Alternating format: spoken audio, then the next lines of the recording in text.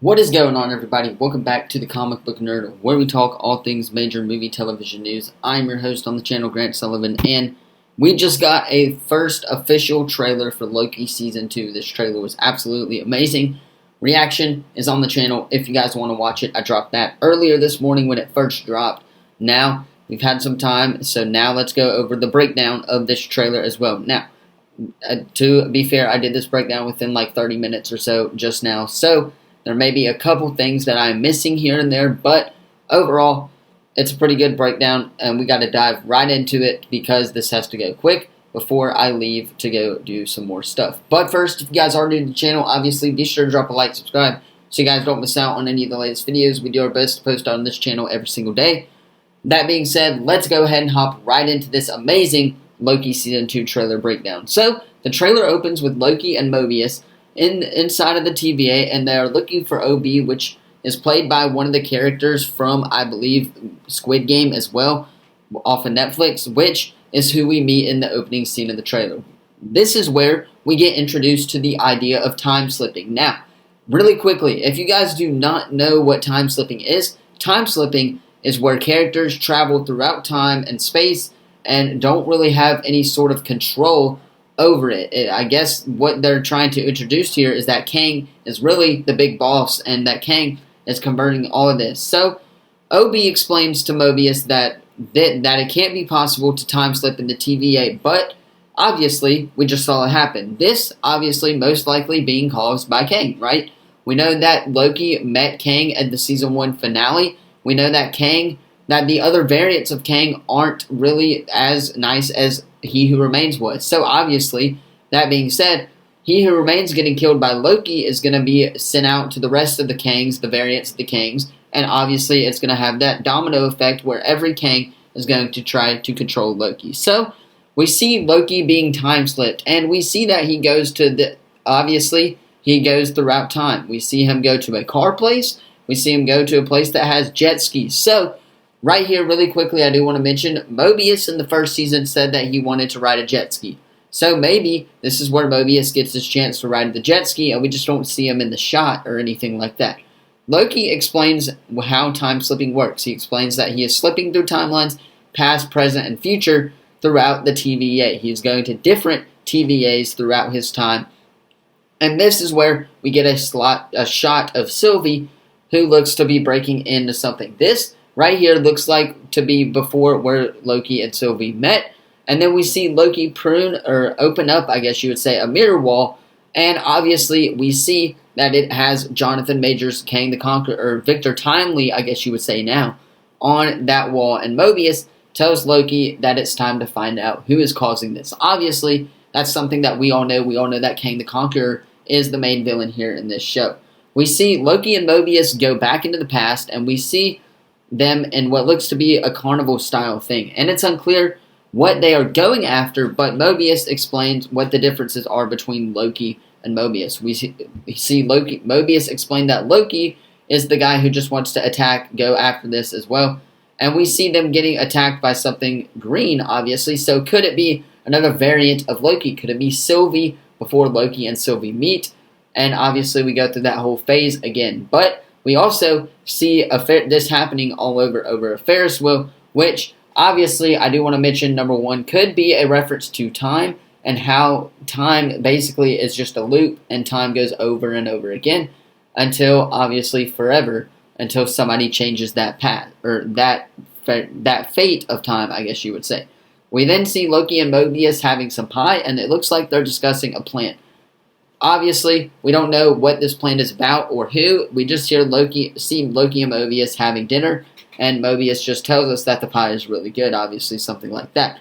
We then see what looks to be a movie premiere of Zaniac. Now, in the comics, I tried to look this up, but in the comics, Zaniac are creatures from the Dark Dimension. So, obviously, the Dark Dimension was in Thor the Dark World. This is where Loki was taken right after the events of Thor the Dark World. So maybe they will go back to Thor the Dark World or somewhere like that, and that is where we get this movie premiere. Now, another thing I do want to point out before we move on with this is the orange car right next to the movie premiere that is parked. Now, the license number on the car reads ARK158H. When I tried to look it up, nothing.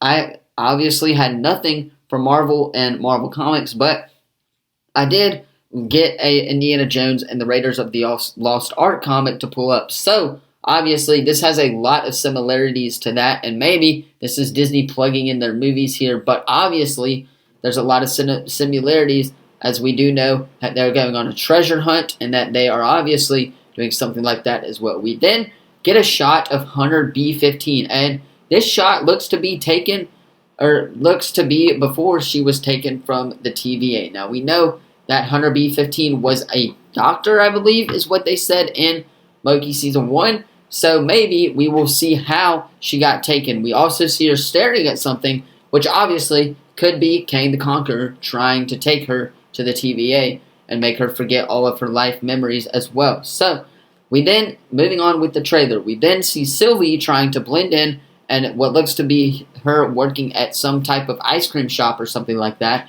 And we see Mobius or someone try to stop someone from creating a device. We don't know what this device could be.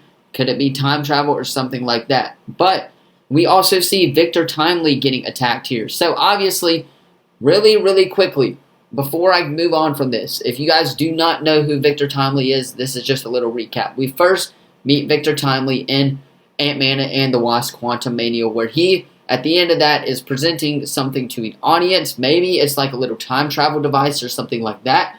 But he is predicting, or he is obviously presenting something to the audience, and that right there is what Victor Timely does. And we see Loki and Mobius in the crowd, and Loki explains to Mobius who this guy is, and obviously that's who he is. Victor Timely is a very brilliant man, but also a variant of Kang the Conqueror. So, could this be Victor Timely creating the device that allows time travel or something like that? We also get a shot of Kang's mansion in the void as well, where there's cracked glass, I believe, and also there is, I guess you would say the timeline is rippling apart as well. We see Loki and Mobius. We then see Mobius and Loki trying to fix the TVA timeline, and obviously here is where a lot of destruction happens. I think what they're doing here is trying to go after Victor Timely or Kang. Now, obviously, we see them running across a bridge or something like that. So, maybe they're trying to get to Kang, and it looks to be what that thing that Victor Timely was building. So, obviously, maybe Victor Timely's, or this version of Kang the Conqueror, sits somewhere in all of that time loop stuff as well. But they are indeed trying to get to someone as well. But we then see Loki try to kill someone. Now, obviously, their back is against the wall here, and we only see their shadow, but there is a figure with a lot of horns, and obviously Loki does grow horns, but could this be Richard E. Grant's character? Obviously, he did die at the end of Season 1 there, so I don't think it is, but it could be Richard E. Grant's character. Highly doubt it, because we do see Loki in the next shot there as well. So, we see we go back to the place that Victor Timely was giving his speech in Ant-Man 3, and Jonathan and Loki ask, how do you pick between who lives and who dies? And Jonathan Majors says, or Victor Timely says, that he better make the hard choice. Now, obviously, this is referring to saving the timelines and which timeline that they want to save. And continuing on from this, it looks like Loki and Mobius are starting to attack him, and Miss Minutes grows very large into a piece of toast or something like that. Looks like a square toast sort of thing. It's not a circle. I know that for a fact that it is not the clock, so maybe this is right before, or this is where Jonathan Majors Kang creates Miss Minutes right here as well. But she grows very large and tells everyone to run before the fight starts. Now, obviously, this is right where Ant-Man 3 picks up right after that, I believe, is what we are going to see. We see that Loki is going to attack Victor Timely here and obviously stop him from creating the TVA or something like that. So, the last few shots. What are the last few shots? Well, chaos happening in the TVA is pretty much all that we see. We see that the TV monitor that we saw at the beginning of Loki Season 1 crash in, destroy everything, and it says, thank you for your service. So, this could possibly be a goodbye saying before the TVA, before before the TVA is destroyed. We know that this is going to set up Deadpool 3, so we will talk about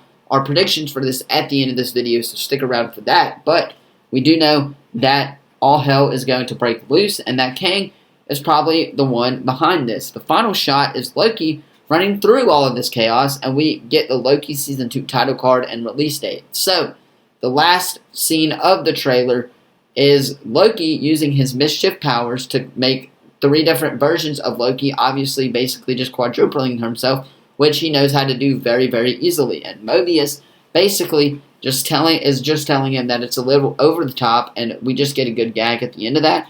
And we also see that a button is being pressed. So obviously maybe this is how the boat scene, this is how that boat, or the Titanic, I believe it was, gets pruned in the TVA void as well. But the final shot is Loki and Sylvie during all of that TVA chaos. So, right then and there, that is the end of the trailer. By the way, let me know what you guys thought of the trailer in the comments down below. This was an amazing trailer to get me hyped. I will just say that for a fact, that this was probably the best Marvel trailer since Spider-Man No Way Home, or as well as that one. But regardless, now, what I said earlier, this is going to heavily have implications for Deadpool 3, as we know that Deadpool 3 is going to be connecting to Loki Season 2. Now, obviously, the TVA is going to be trying to work with Deadpool here. So maybe after the TVA disbands, after this show, they go to Deadpool, and Deadpool obviously does not want to work with them because obviously they're just a bunch of time cops or stuff like that. So we do know that that is going to factor in to Loki Season 2 and Deadpool 3. But let me know what you guys thought of the trailer in the comments down below. How hype you are for Loki Season 2 and Deadpool 3 in the comments down below. Let me know all of that, anything that I missed in this trailer as well. Once again, I did do this inside of like 30 minutes. I just typed it up and recorded it. So, let me know how hyped you guys are for the Loki Season 2 down in the comments down below. Don't forget to like the video, subscribe, turn that bell on. We do our best to post on this channel every single day. And be sure to subscribe so you guys don't miss out on any of the latest videos. That being said, I'm going to hop off, get this edited so you guys can watch it on time. I will see you guys in the next video. Peace.